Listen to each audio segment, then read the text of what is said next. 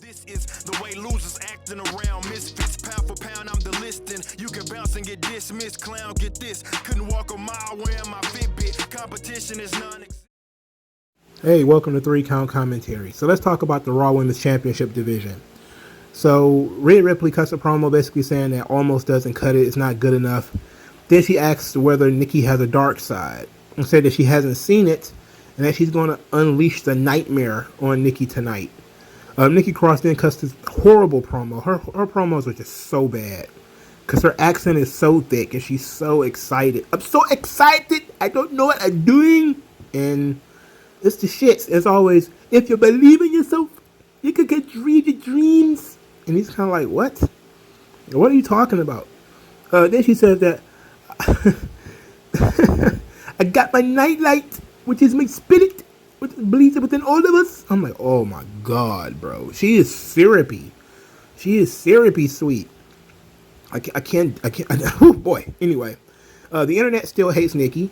Without a shadow of a doubt, Twitter just does not like Nikki Cross.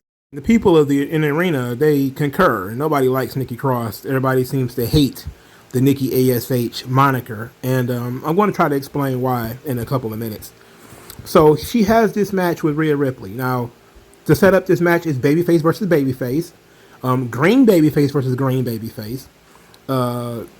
Nikki is supposedly the top babyface. And they're putting her in the ring with a top-level rival. And, you know, people are either going to split or they're not going to care. And in this situation, there seemed to be a mixture of both. From the real videos that were recorded, that was posted to Twitter, a lot of people seemed to be mostly ambivalent about what was going on. Other people were just squarely in Rhea Ripley's corner.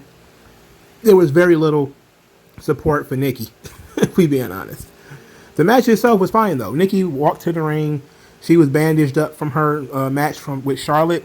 And how strange is that? Somebody is selling a hardcore match from the previous week.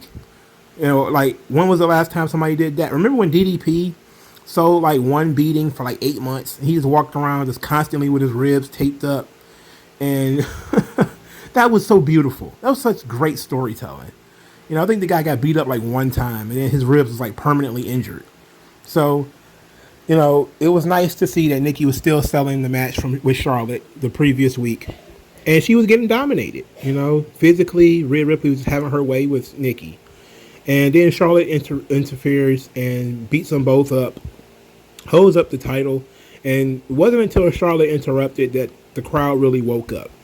You know, it was kind of like, whoa, a heel arrived. You know, somebody that we can actually invest in. And, then, you know, Charlotte cuts a promo basically saying that, you know, people can prey on her downfall, but she's the most decorated woman in WWE for a reason, and that she's going to end up winning the title, you know, a bunch of generic boilerplate heel stuff. So, why is Nikki not working? Before we get into you know, the breakdown of this, it's pretty simple.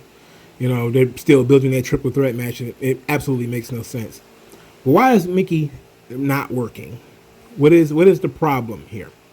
Well, what I think you have is largely an issue of a gimmick that is for children and a lot of adults not really liking it. And they're typically are the people who make the most noise. Now, you also are not doing Nikki a favor by the way her promos are structured. She says she has all this confidence, but there's too many wiggle words.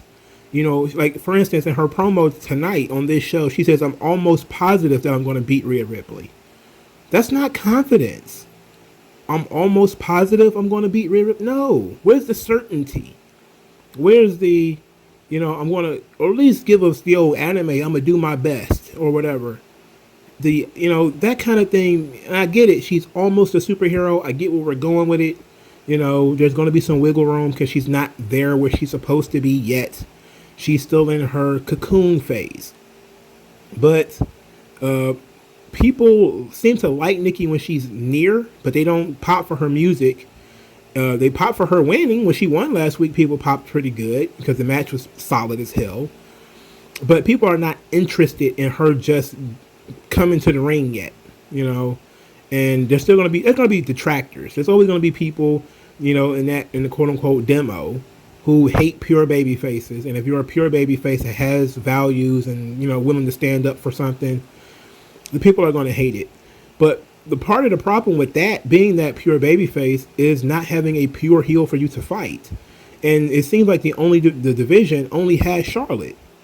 Like, the Fightful Twitter account was like, oh yeah, we need to bring Becky back in the worst way. She needs to be the top babyface. I was like, no, they need to build new stars. That's specifically should be the prime directive for WWE right now. It's building new stars. So as long as Becky is out, they need to let Nikki and Rhea Ripley run. The problem is they won't let Nikki and Rhea Ripley run. If you're gonna have look, here's the problem. They had Rhea Ripley opposite Charlotte, but she was doing just as dastardly as Charlotte was. She wasn't really being the top babyface, so they had to replace her. They replaced her with Nikki. Now, Nikki is a purer character, as far as wanting to be a superhero, wanting to be the guiding light of the WWE universe. That's all good. The problem with that is they're not putting her in the ring with dastardly heels and letting her overcome. She lost to Charlotte one-on-one and didn't overcome the odds and beat her. And then she cut this horrible promo, and then she got beat down. So now people are it's a crisis in faith of, you can do what they did to Nikki. You can do that once the people have faith in the character that they can bounce back. Once people don't have the faith in the character that they can bounce back, they look at it and just say, okay, well, she's a job girl. She's a jobber with the belt. And now they have to fight that stigma by putting Nikki in situations. And also it doesn't help that she, is going full Molly Holly, Crash Holly, with the cape and everything. She's going full Hurricane. She probably needs to tone it down a little bit, but they also need to, because the character is up a little too high. But I think also they're not doing the right thing. For instance, there's no other heels on the roster with heat. Everybody is losing. They don't let anybody build any momentum. Doudrop lost again. So it's like, who is anybody with heat for Nikki to feud with and to get some momentum and get people to believe in her? What does she stand for? She sees all these horrible things that people are doing. She doesn't do anything about them. Being a hero is being proactive. What they have is Nikki just basically being a dork in a suit, and it's not really working out. And that's a huge problem. Here's how you would, establish a character like Nikki Cross. If you're going to say she's almost a superhero, okay, let's do the almost part. Then you would say, all right, she's not quite where she should be. So you put her in a position like against a Charlotte where she doesn't lose, but she does get her ass kicked. Now, everything that they did with her and Charlotte the week that she actually got beat by Charlotte, they could have done that, except the pinfall. What they should have done is just had Charlotte get disqualified, hit Nikki with a chair or something. Throughout the match, what you could have done is shown that Nikki was willing to fight back. She was showing a different fire than she had before. And, she's willing to fight back, and that is frustrating to Charlotte. So Charlotte has to hit her with a chair, hit her with a belt or something like that to keep her down. And then as she continues to fight back, make the crowd milk it. Nikki is crawling toward Charlotte, trying to stop it, and the crowd has to chant for her, has to believe in her, has to force her to believe in herself. And then she fires back, boom, boom, boom, bumps Charlotte, Charlotte flees. And then you let Nikki stand in the ring strong. Hopefully they can get rid of that stupid mask too. I hate that mask. The mask is, obscuring, of course, her facial expressions and everything. In any event, that's part of the way you could have done it. Like, okay, she's not Super Cena yet. She's not going to kick out of everything. She's not the best in the world. But you put her in a position to show that she's got guts, determination, that she stands for something. Which is why I say she should never have cashed in the Money in the Bank when she did. You should have built it up. You should have shown us that Nikki Cross is now going to play the game differently. That she's trying to save this division, or at least set a new standard for the division. And start doing that by saying, hey, all of you would have cashed in the Money in the Bank by attacking somebody from behind. I'm not going to do that. I believe that I can beat anybody head up, one-on-one, and win the title. And then she should have set a date. SummerSlam, I'm cashing in my money in the bank. I don't care who the opponent is. And then it could have been Charlotte. Let Charlotte say, look, you have no business being in the ring with me. And then Nikki says, okay, look, I'll wrestle you before SummerSlam. And if you beat me, then I will negate my money in the bank. And then that's when you do the whole thing where Charlotte doesn't beat her. Charlotte can't beat her because she wants to keep fighting back. And then you build that match. It could have been one-on-one Charlotte versus Nikki. And then you crown Nikki. You would have had 3 or 4 weeks to build Nikki versus Charlotte. Now, that's old school wrestling booking, right? It's common sense. That's not what we're doing now because apparently there's only 5 women on the entire roster and they have to wrestle each other every week. So it makes no sense. And of course, Nikki's not going to get over. You're putting her in the ring with another babyface and Rhea Ripley. So you're splitting the crowd reaction off rip. And then you also are not putting her in positions where she can look good or look strong. And then there's no other heels for her to fight. You know, because you keep beating all of them. And you're not bringing anybody in. So it's a very, very difficult situation they put themselves in. But of course, it's WWE doing this to themselves. You know, they did it to themselves. They're failing Nikki Cross. And Nikki's probably is not, I don't want to say she's not smart enough, but maybe she's not aware enough to know how to protect this character. And they should have been protecting the character from the beginning. She never should have lost to Nia Jax when she got pinned that one time. That never should have happened. When you change your character or something like that, it should have been a complete change in personality. It should have been, okay, I said I'm going to be a superhero. I'm going to be a standard for other people. Start showing us what that standard is.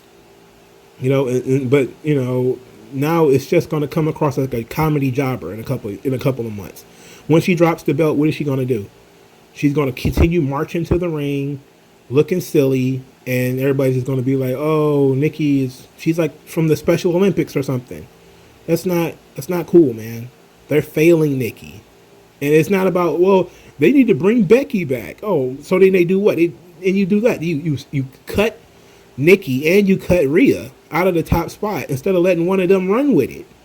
Now, they already been botched what they could do with Rhea Ripley. They didn't even give her an opportunity, mainly because they won't get Charlotte the fuck out the way.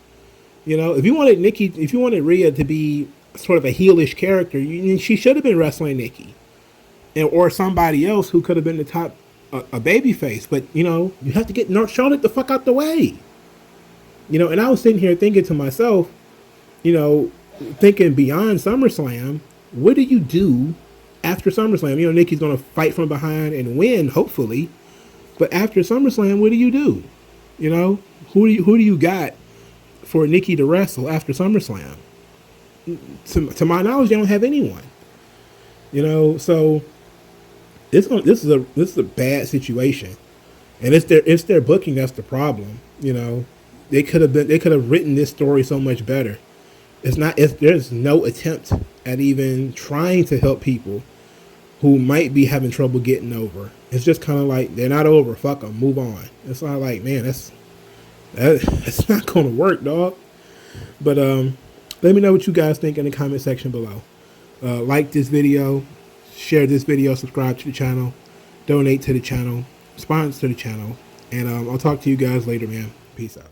Skin tone, so why attach yourself and piggyback the wealth you didn't earn or lack yourself? I'm telling you to own up to your own success and failures. It's a reason why these sleazy guys